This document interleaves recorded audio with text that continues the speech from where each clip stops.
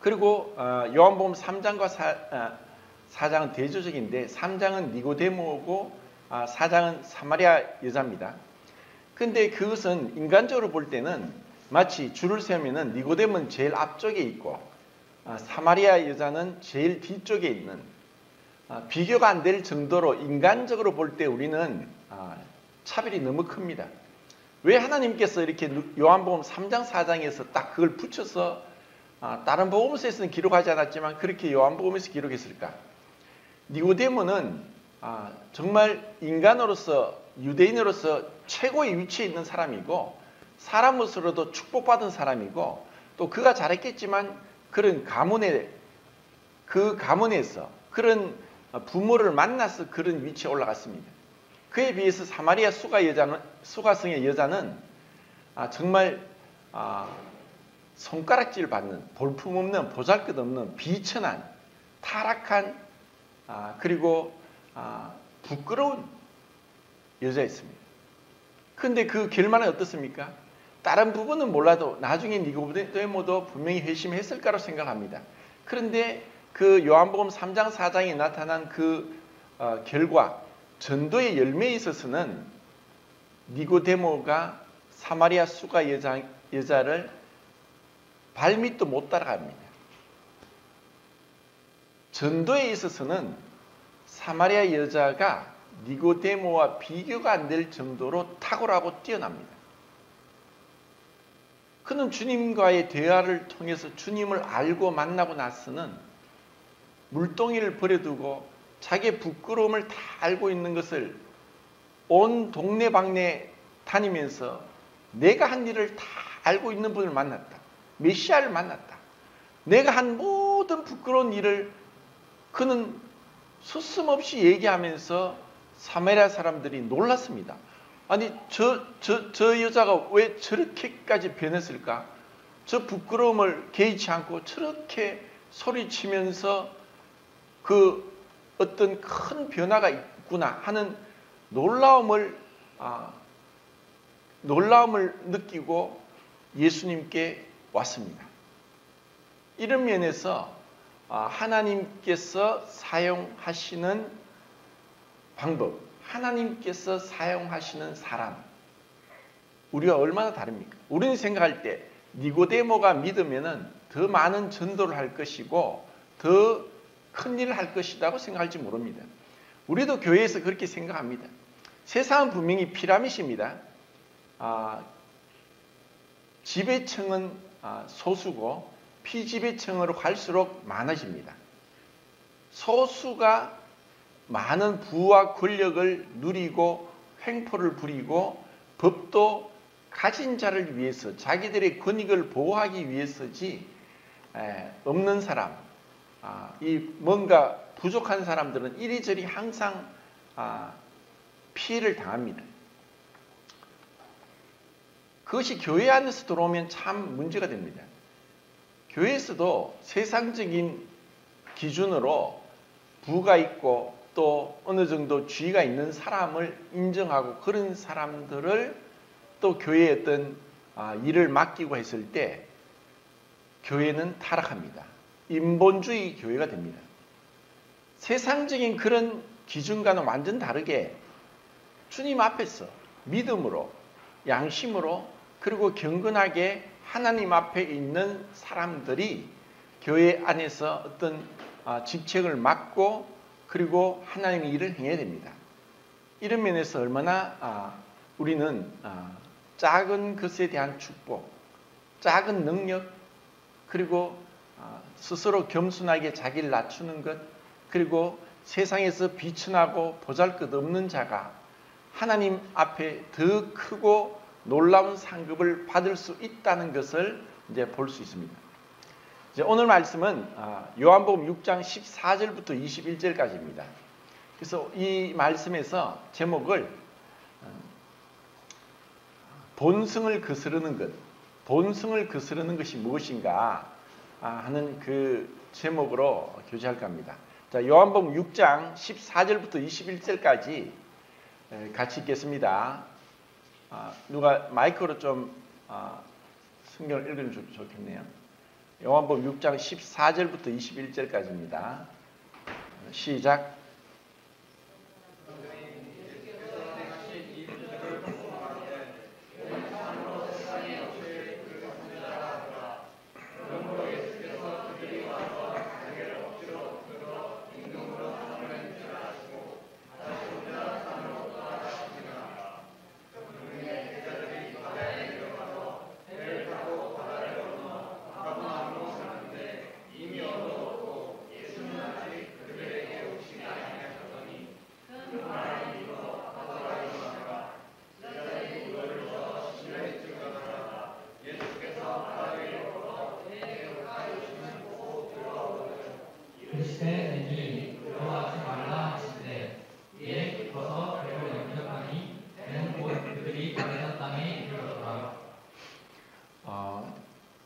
오병이어 기적을 행하고 나서 일어난 사건입니다. 그리고 이것은 요한복음의 예수님의 5번째 기적으로 기록하고 있습니다. 마태복음 14장 22절부터 33절까지에도 이 내용이 나오는데 조금 다릅니다. 그래서 그 공간복음서와 같이 이 사건을 살펴보겠습니다. 우리는 그 오병이의 기적을 행한 것이 사복음서에 다 기록되었고, 그리고 대중적으로 수많은 5천 명에서 2만 명 되는 사람들 앞에서 행해진 기적이라고 말씀을 드렸습니다. 그런데 이렇게 대중들 앞에서 기적을 행하고 나서 또 그곳은 지역이 벳세다였고 빈들이었고 날이 저물었다고 했습니다. 이제 그들이 어린아이 한 끼 식사 5개의 보리떡과 2마리 생선으로 배부르게 먹고 12바구니에 가득 차게 남겼다고 했습니다. 그러고 나서 이제 마태복음 보면은 예수님께서 조금 특이한 행동을 하십니다. 요한복음에 기록되지 않았지만 마태는 기록하기를 예수님께서 그 무리들을 서둘러서 보내도록 했습니다. 수많은 그 무리들이 이제 배가 부르고 또 그들의 기본적인 생리적인 욕구가 채워지고 해서 이제 돌려보냈습니다. 그리고 예수님은 또 재촉하셨습니다. 재촉해서 서둘러서 어떻게 보면 강권하면서 제자들을 배를 태우고 그 갈릴리 호수로 건너가게 했습니다. 그런데 예수님은 그 배를 타지 않았습니다. 그리고 마태는 기록하기를 예수님이 기도하러 따로 산에 올라가신다라고 기록했습니다. 그래서 오늘 본성을 거스른다는 것이 많은 것 중에서 우리의 신앙에 있어서 본성을 거슬러가는, 마치 죽은 물고기는 물을 떠내려가지만 살아있는 물고기만이 물살을 거슬러서 올라갈 수 있는 힘이 있습니다. 굉장한 그 물고기의 힘이죠. 근데 그것은 이 물을 거슬러 올라간다는 것, 이 세상의 풍조를 따르지 않고 우리의 육신의 정욕을 이기고 그리고 보이지 않는 마귀와의 싸움에서 승리할 수 있는, 이것이 바로 신앙이고, 그리고 이것이 믿음입니다. 그리고 이것을 여기서 예수님의 기도를 통해서 볼 수 있습니다. 어떻게 보면 우리에게 주어진 무기 중에 가장 강력한 무기가 이 기도입니다. 그런데 그 기도는 쉬운 것 같지만 정말 어렵습니다. 그리고 예수님께서 이 요한복음에서 왜 그런 기도하러 가셨다는 것을 의도적으로 그것을 생략했습니다. 그것은 하나님의 아들로서의 그분을 묘사하기 때문에 동일한 사건이지만 마태는 예수님이 기도하러 가셨다고 하지만 요한은 그런 말을 누락시켰습니다.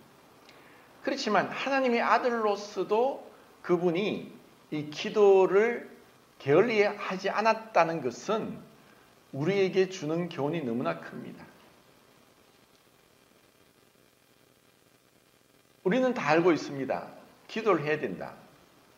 근데 그 기도를 때로는 의무적으로 그렇게 하다가 보면 습관적으로 기도하게 되고, 그리고 이러한 습관적인 것이 우리 신앙에 큰 힘이 됩니다. 누군가를 우리가 평가할 때 저 사람은 기도하는 사람이다. 그리고 그 기도는 내가 얼마나 어떤 시간적으로 양적으로라기보다는 삶에 있어서 자신의 의지를 굴복시키고 절제하고 주님 앞에 나갈 수 있는 것입니다. 그것은 우리의 강력한 이 죄의 법인 육신의 이 본성을 이길 수 있는 것이 바로 기도인 것입니다. 주님은 그렇게 기도를 하시는데, 이제 시간이 많이 흘렀습니다. 저물 때쯤 군중들을 돌려보냈고 또 제자들을 배를 타고 가게 했습니다. 그리고 예수님은 기도하셨습니다. 그런데 이제 밤사경쯤이라고 있습니다. 밤사경은 밤을 저녁 6시부터 그 다음날 6시까지 4번을 나누어서 밤사경은 새벽 3시부터 6시까지라고 얘기합니다. 주님은 밤이 맞도록 기도하셨습니다. 그런데 사실 이것은 쉽지 않습니다. 이 세상에서 제일 무거운 것이 뭐냐? 눈꺼풀이라고 합니다. 눈꺼풀보다 더 무거운 게 없어요. 이 잠을 이길 수 있는 건 정말 힘듭니다. 근데 이것은 뭐 성도님들은 그렇게 하시는지 모르겠지만 저는 이제 그 철야기도도 많이 해봤고 또 뭐 산기도도 하고 그렇게 많이 따라가서 밤새도록 기도를 하는 거예요. 근데 우리나라 사람들이 참 대단하죠. 그 기성교회 분들은 사실 기도하는데 정말 목숨 걸고 하는 것 같습니다. 철야기도, 금요일마다 철야기도 하고 또 토요일날 또 밤 한숨도 안 자고 또 새벽기도 하고, 그리고 또 산기도 간다고 또 산으로 가서 또 나무 뿌리 붙잡고 기도하고 겨울에 추운데 어떻게 하는지 압니까? 큰 비닐을 가지고 비닐을 뒤집어 쓰고 숨구멍만 내놓고 그렇게 또 기도합니다. 그래 한번 해보셨습니까? 그렇게 한다고 할지라도 잠이 엄습하면 이길 수가 없습니다. 그런데 주님은 그 짧은 그 공생의 기간 동안 어쩌면 그 전에도 분명히 기도하는 것. 그래서 이 기도가 마치 큰 뭐 어려운 일이고 뭐 대단한 것이고라는 것이 아니라, 기도가 막히면 죽는다 하는 말이 있죠. 그 기도는 우리의 숨구멍입니다. 근데 영적으로 동일합니다. 영적으로도 기도가 막히면 우리의 신앙 생활이 멈춥니다. 이 기도, 이것은 어떻게 보면 너무나 쉬운 것입니다. 숨 쉬는 게 쉬운 거죠. 우리는 뱃속에서 그 수정이 되고 정자 난자가 만져 수정이 되고 4주에서 6주가 되면은 심장 박동이 시작됩니다. 그리고 그 심장 박동은 죽을 때까지, 그것은 심장 근육은 불수의근이라고 해서 우리의 의지와 상관없이 계속됩니다. 몸을 움직이면 빨리 뛰고 또 잠잘 때는 천천히 뛰고, 이것이 자동적으로 이 뱃속에서부터 해서 죽을 때까지 심장이 계속 뜁니다. 그것이 우리 생명입니다. 그래서 이 기도는 우리가 주님의 은혜로 구원받았으면은 기도를 자연스럽게 하지만 이것이 그냥 저절로 구원받았다고 해서 저절로 되는 것은 절대로 아닙니다. 훈련이 필요합니다. 훈련을 하고 이것이 습관적으로 하고, 그리고 이 기도는 뭐 엄밀하게 말씀드리면 5가지로 나눌 수 있죠. 찬양과 경배, 감사, 자백과 회개, 간구, 중보. 그래서 이 5가지가 로 포함한 것이 기도입니다. 그리고 기도는 보이지 않는 하나님을 붙잡는 손이라고 할 수 있습니다. 보이지 않는 하나님 앞에 보이는 것처럼 그분 앞에서 우리가 있는 것, 그리고 그분과의 교제, 은밀한 만남, 그분과의 사귐, 그분을 바라보고 경외하면서 두렵고 떨림으로써 가까이 하는 것, 여호와의 친밀함이 경외하는 자에게 있으며 정말 그분을 친근히 하면서 가까이 가기를 사모하고 그렇게 행하는 것, 이것이 기도입니다. 그런데 이것은 주님께서는 그렇게 하셨지만 제자들은 그렇지 못했습니다. 겟세마네 동산에서 주님이 밤이 맞도록 기도하실 때에 3명의 제자를 데려갔습니다. 베드로, 야고보, 요한. 그리고 그들에게 기도하라고 하고 조금 떨어진 곳에 가서 하나님께 간절하게 기도했습니다. 그리고 돌아와 보니까 그 3사람이 뭐 했습니까? 자고 있습니다. 주님이 또 깨웠습니다. 시험에 들지 않게 깨어 기도하라 하고, 그리고 또 기도하십니다. 그런데 그들은 잠을 이기지 못합니다. 이것은 너무나 당연한 것이고 생리적인 현상이고, 만약에 잠을 안 자면 미쳐버리고 죽는 거예요.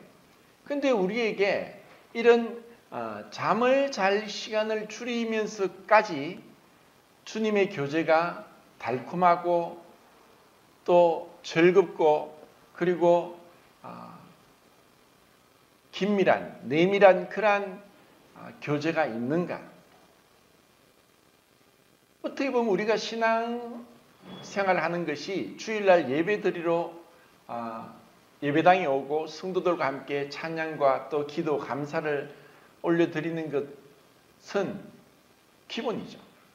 그런데 이러한 그 공적인 예배를 더욱더 풍성하게 할 수 있는 것은 개인적으로 은밀하게 보이지 않는 하나님 앞에서, 그 앞에서 제가 기도, 금식, 구제를 말씀드렸듯이 그 3가지 중에 기도가 포함되는 것입니다.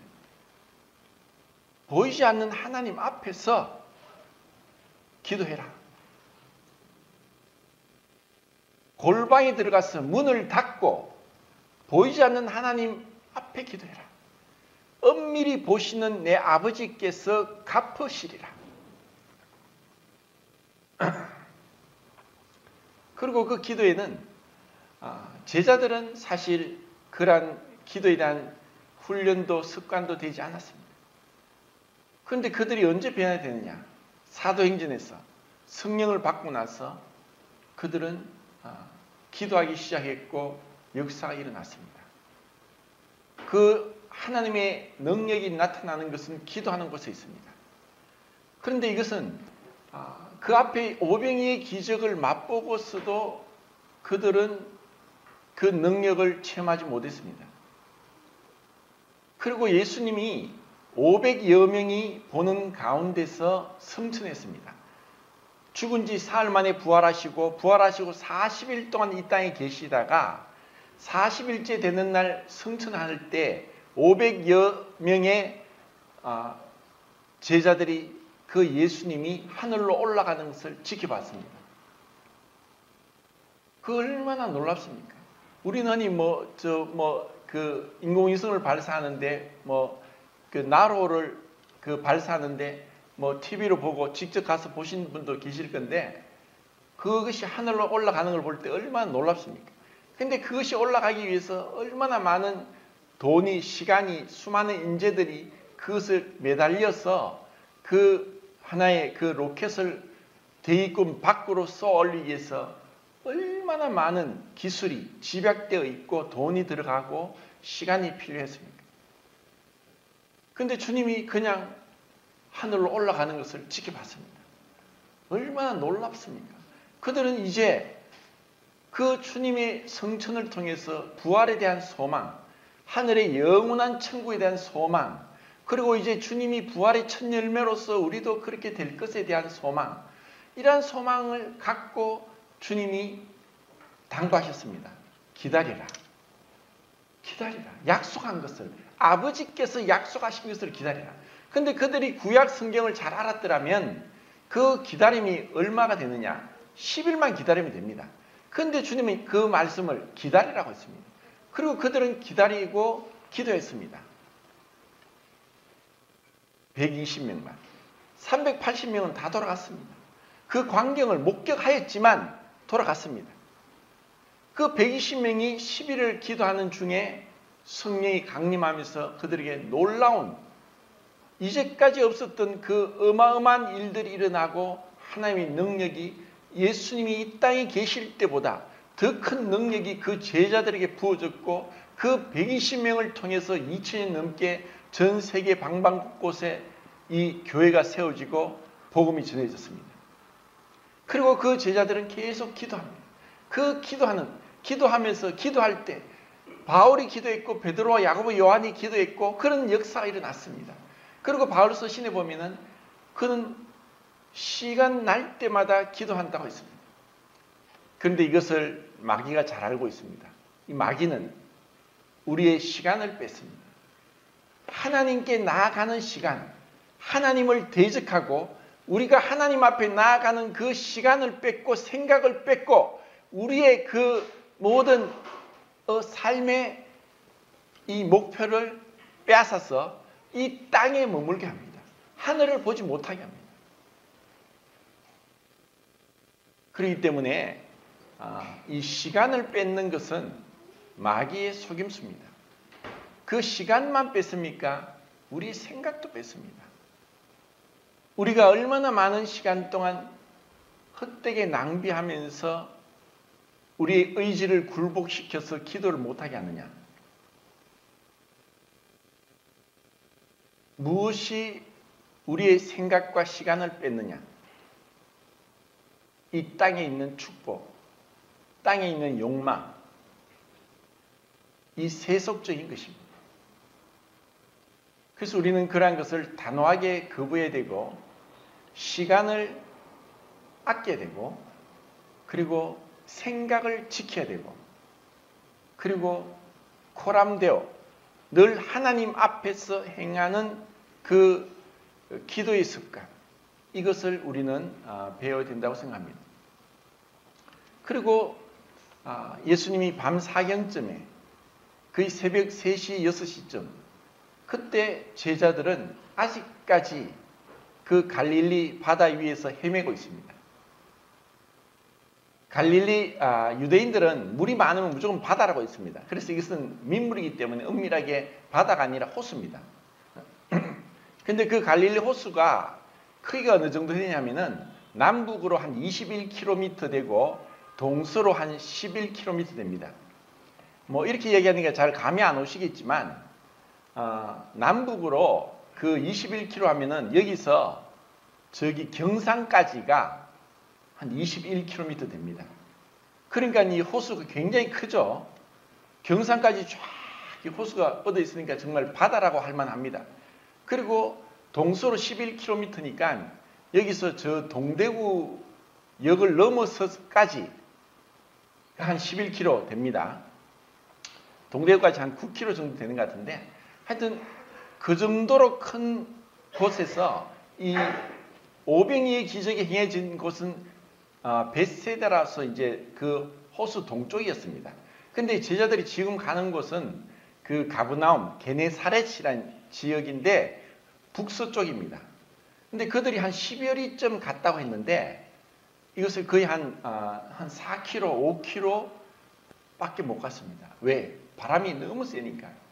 그리고 그곳에 가면은 저도 그 밤에 거기 잠을 자는데 큰 뭐 10m, 20m 이상 되는 야자수 나무, 코코넛 나무가 바람이 얼마나 세게 부는지 휘청휘청거리면서 그 제가 있는 숙소 위에 막 이 나뭇가지가 스치 있는데 마치 곧 무너질 것 같아요. 폭풍이 부는 것처럼 바람이 어마어마하게 붑니다. 그러니까 그런 큰 막 바람이 이렇게 되는 그곳을 노를 지어 가니까 얼마나 힘이 들겠습니까?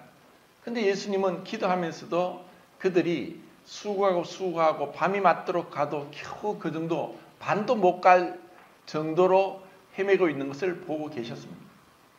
그리고 요한이 기록한 5번째 기적이 기록되어 있습니다. 예수님이 그 갈릴리 호수 위를 걸어서 그 제자들의 배까지 걸어가고 있었습니다. 정말 기가 막힌, 정말 기상천외한 일이 지금 일어나고 있습니다. 그리고 우리는 그것을 저기 남미에 가면은 실제로 도마뱀 이름이 뭔지 압니까? 제가 몇 번 말씀드렸죠.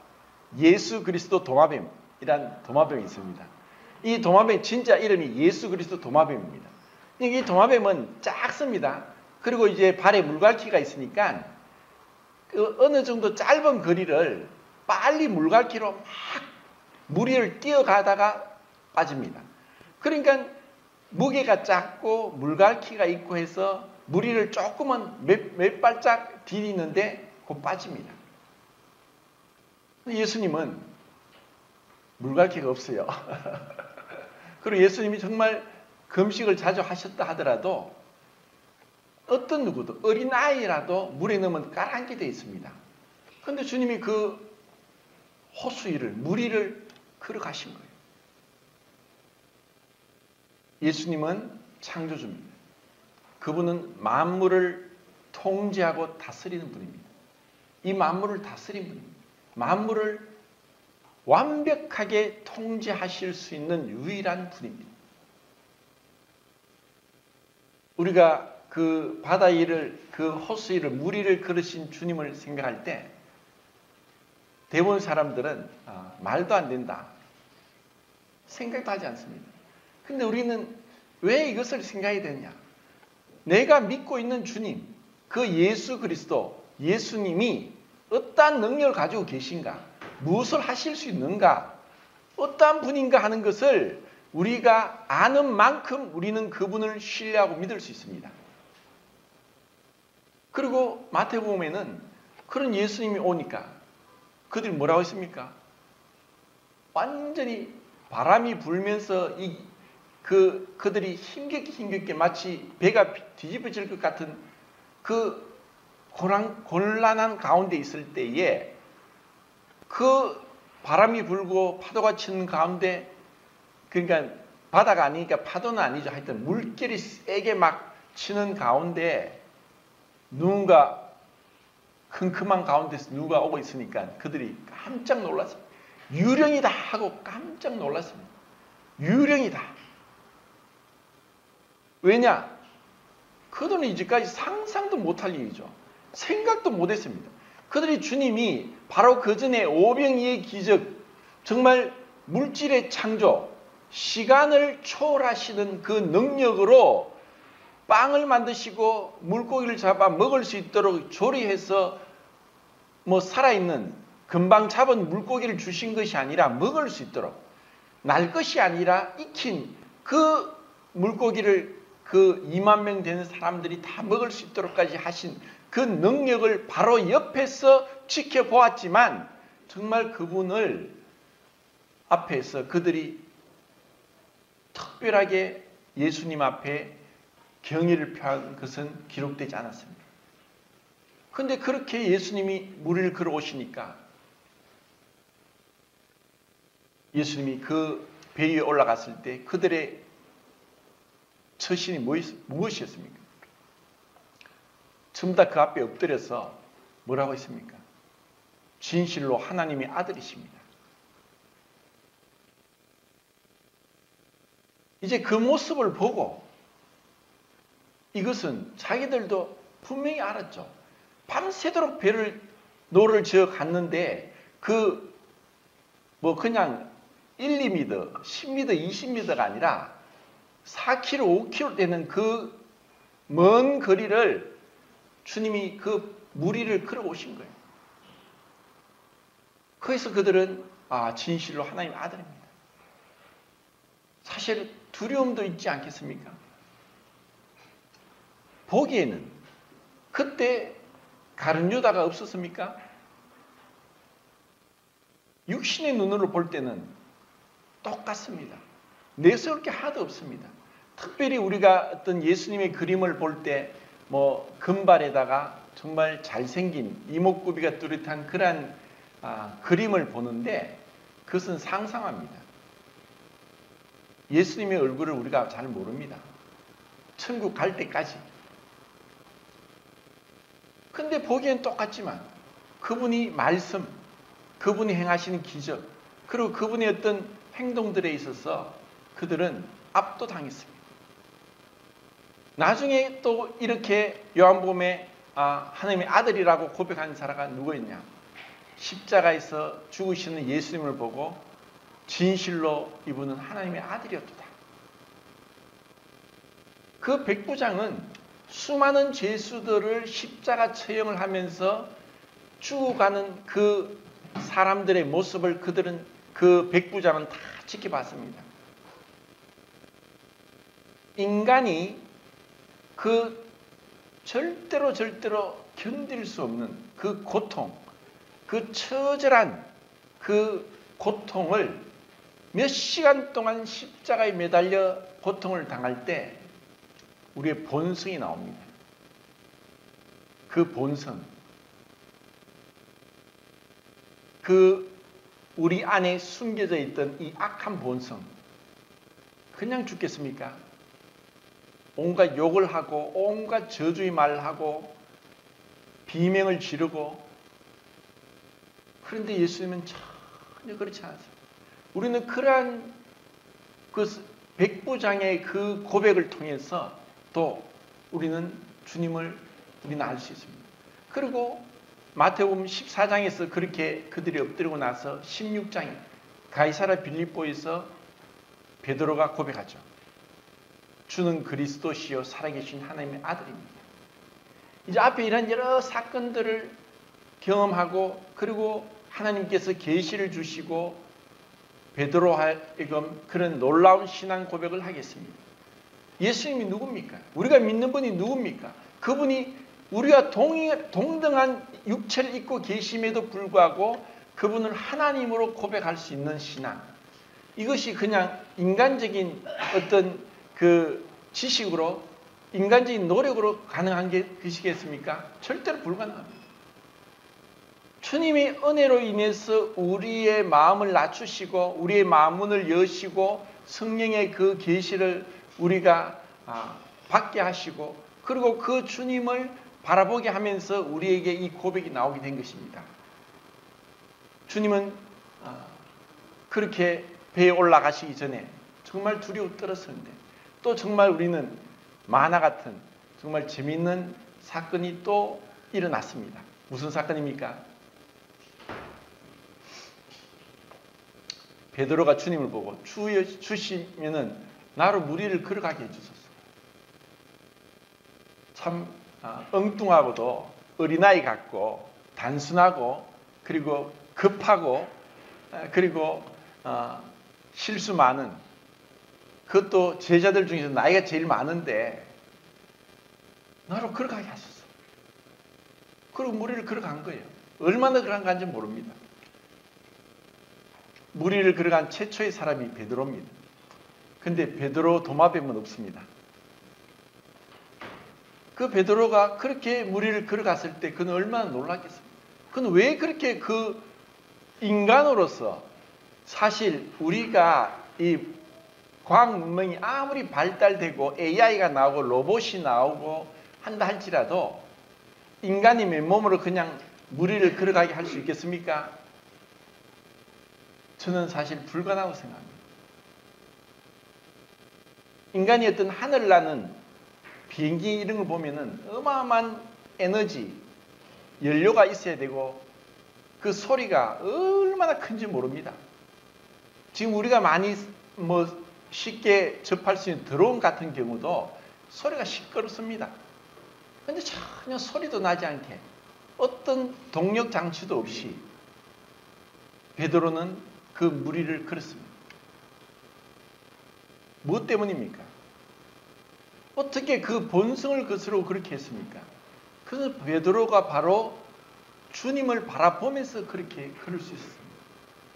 그 믿음은 내 것이 아니라 주님을 바라보는 것. 믿음은 하나님이 어떠한 분인가를 보는 것이고, 율법은 내가 어떠한 사람인가를 보는 것입니다. 근데 우리는 믿음으로 행한다 하지만 쉽게 율법적으로 빠지는 게 내 자신을 너무너무 많이 봅니다. 사실 자주 보죠. 거울을 얼마나 많이 봅니까? 거울을 봅니까? 아, 내가 무슨 말 했고 내가 어떻게 했고 너무나 자기 중심적인 것에서 우리는 사로잡혀 있습니다. 근데 베드로가 그 무리를 끌었지만 곧 빠져듭니다. 왜냐? 그 순간 자기가 그 무리를 보고 또 바람이 불고 이 물결이 더센 것 가운데서 두려움이 왔습니다. 무서움이 왔습니다. 그리고 그 옛날 습관대로 그리고 금방 돌아가면서 주님을 바라보는 시선을 놓쳤고 의심이 들었고 불신이 드니까 빠져듭니다. 그가 허죽거릴 때 주님이 그 베드로의 손을 잡고 빠지지 않게 하고 그리고 같이 배에 올라갔습니다. 이것이 참 놀라운 그 경험을 베드로가 하게 되었고 그리고 이것을 통해서 우리가 배울 수 있는 것은 이 믿음은 우리로 하여금 주님을 바라보게 하는 것이고 그리고 그것이 바로 기도하게 하는 것이다. 우리가 정말 믿음을 가졌다. 내가 믿음으로 구원 받았다. 믿음으로 천국 갈 수 있다고 하는 것은 정말 주님을 바라보는, 주님을 붙잡는, 그리고 주님 앞에서 행하는 것을 얘기합니다. 그리고 이것은 끊임없이 우리의 본성을 거스르는 겁니다. 육신대로 하면은 이것이 베드로가 무리를 걸어갔지만 그 환경을 바라보고 빠져들었고 그 옛날 어떤 생각들 그리고 우리가 가지고 있던 살아왔던 경험에 의해서 빠져드는 것처럼 우리가 이 경험과 내 생각과 판단을 거스를 수 있는 것은 기도입니다. 그리고 기도를 할 수 있게 하는 것은 바로 믿음이라는 것입니다. 이것을 우리는 구약 성경에서 참 놀라운 모델을 볼 수 있는데 사무엘상을 한번 사무엘상 23장